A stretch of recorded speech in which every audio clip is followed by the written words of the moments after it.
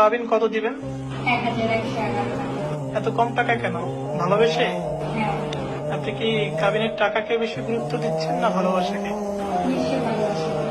আপনি দেনমোহর কত নিতে চান বা কত ধার্য করতে চান, তখন সে বলে ফেললো যে 1111 টাকা। এবং সবচেয়ে মজার ব্যাপার হচ্ছে এখানে কিন্তু 4টা এক তারা হচ্ছে আমার কাছে আসে, যোগাযোগ করে এবং আমি জানতে পারি যে তারা একটা রিলেশনে আছে এবং রিলেশনের মেয়াদ 10 থেকে 15 দিন এবং তারা চেয়েছে যে ভালো একটা অবস্থানে থেকে তারা এই সম্পর্কটাকে আরো জোরদার করতে চায়।